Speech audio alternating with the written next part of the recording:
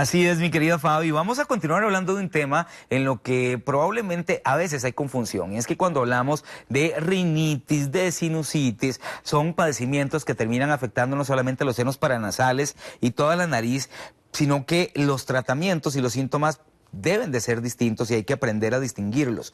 ¿Cómo saber, verdad, si yo estoy frente a una alergia o si estoy frente a una infección mucho más severa?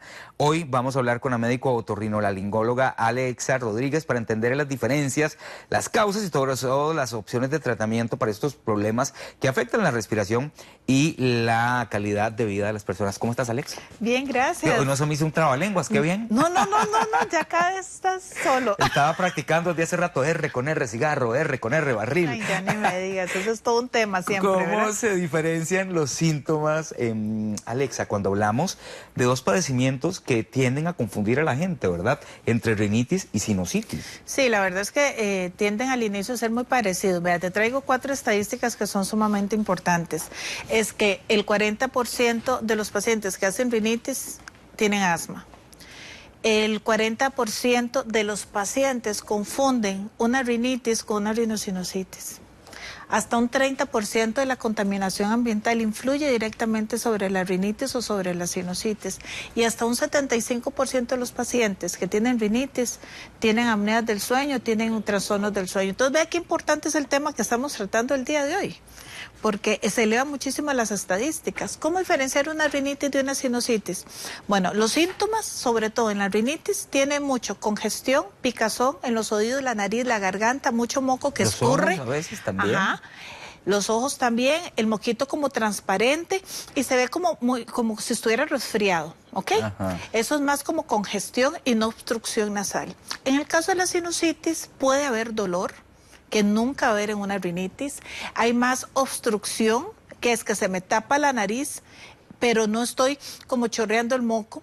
Hay más goteo posterior, pero más espeso, que si bien es cierto en la rinitis lo hay, en la sinusitis es la flema, hay mal olor o hay mal aliento, que eso es sumamente importante y eso es más de lo que lleva a los pacientes a las consultas. Y hay una tos necia, siempre les digo, tos que no mejora con ningún jarabe y ningún remedio casero, porque ya los hicieron todos, siempre sinusitis hasta que no se demuestre lo contrario. Bueno, para que vea cómo tiende uno a confundir entonces los padecimientos.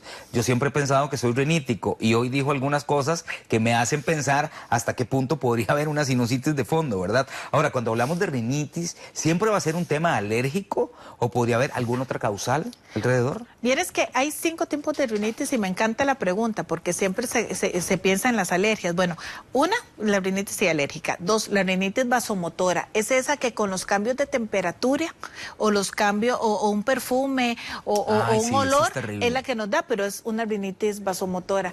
Óigame, la rinitis hormonal que puede dar durante el embarazo, puede durar durante la ovulación, que generalmente, bueno, en 24 años que llevo a ser otorrino, tengo 2 pacientes que ellas llevan su ciclo, sobre todo de concepción y demás a través de la rinitis, ¿verdad? Porque solo cuando ovula. Hay rinitis durante la menopausia, hay rinitis durante el acto sexual, que esa es sumamente incómoda y es más frecuente de lo que muchas veces se piensa. Y hay una rinitis medicamentosa, dada secundaria a medicamentos o descongestionantes nasales, que esa sí es un dolor de cabeza para nosotros. Entonces, hay de muchos tipos, si te das cuenta. Y cuando hablamos de la sinusitis, doctora, sí, porque regularmente uno pensaría en rinitis, siempre lo primero que dice es, mira, hubo un cambio de clima, es que estaba limpiando, hubo mucho polvo, ¿verdad? Pero no ve todo el otro panorama que existe. Ahora, cuando hablamos de sinusitis, la sinusitis, doctora, va a ser tan presente como la rinitis, ¿verdad? Que ya quienes padecemos regularmente es muy crónico.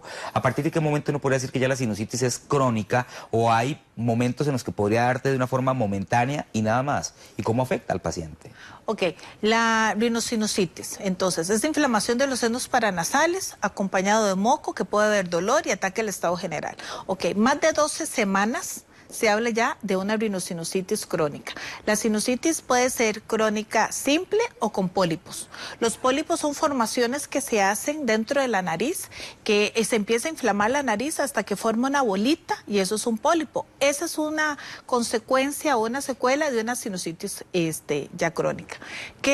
¿Cómo poderlo diferenciar o cómo poderlo Mira, a veces es un poco complicado para el paciente. Siempre les digo que eso es algo que nos compete a nosotros como médicos. Y los exámenes, me imagino que hay que hacerse. Exacto, porque es que el paciente no puede, o sea, a mí me llegan y me dicen, es que yo sufro de sinusitis crónica. Siempre digo, no, yo espero que no.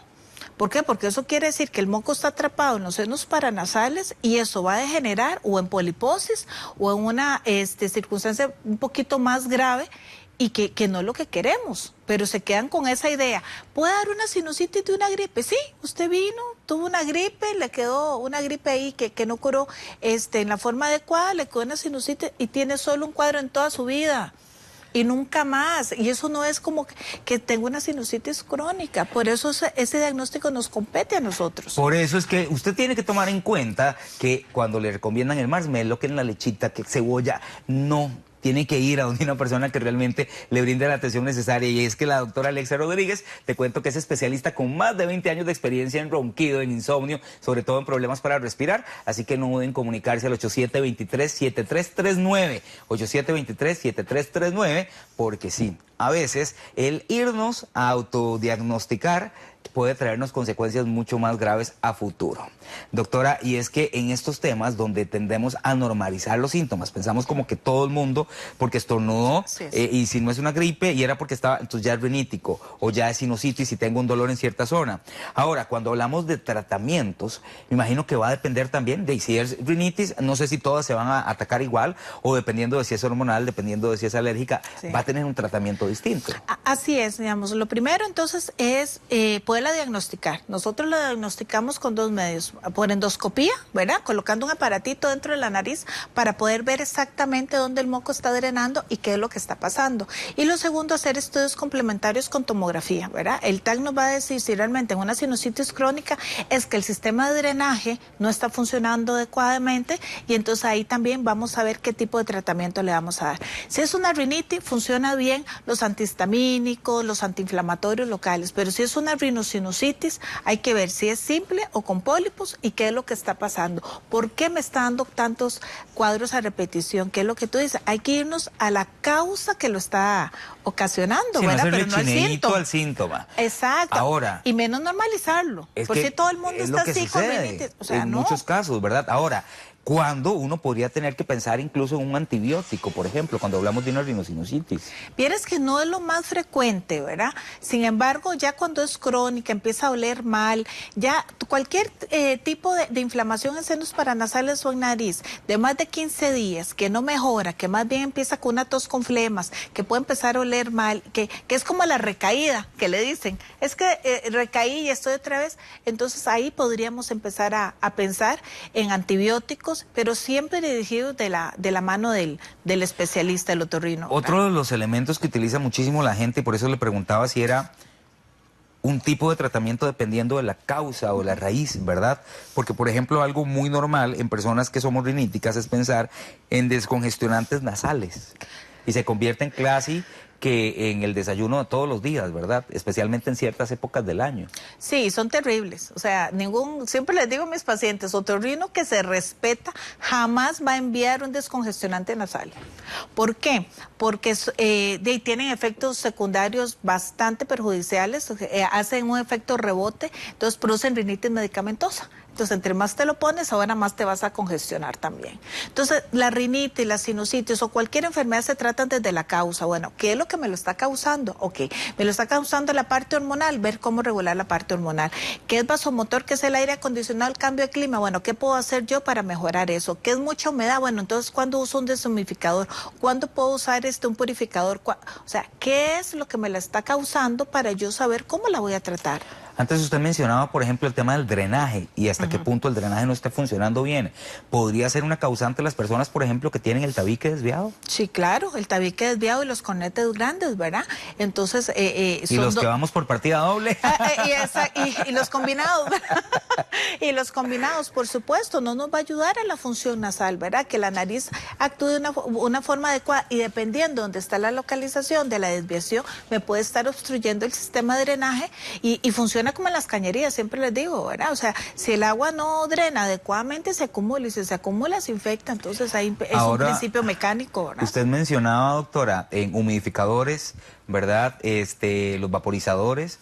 que también tendemos muchos como a relacionarlo con este tema. ¿Siempre van a ser de ayuda o en ciertos tipos de raíz que cause la rinitis o la rinosinusitis, más bien puede ser contradictorio?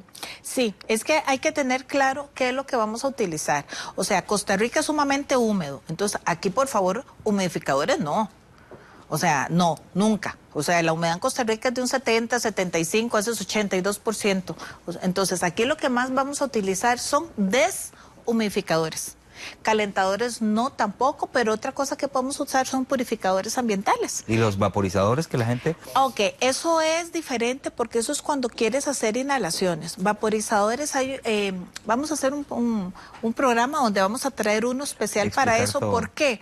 Porque cuidado con la temperatura, cuidado con lo que le vas a poner, porque si no va más bien a irritar las vías respiratorias y a producir un efecto secundario de rebote. Y que lo que uno termina viendo es que agarran la olla con agua hirviendo, eucalipto, se tapan con un paño e inhale. Pero al final puede ser complicado. Doctora, muchas gracias. No, con muchísimo gusto. Gracias a ustedes por la invitación. Nos queda pendiente poder aclarar cómo se maneja todo ese tema, pero todavía tenemos más que compartirle. Mi querida Fabi, ¿está lista? Fabi.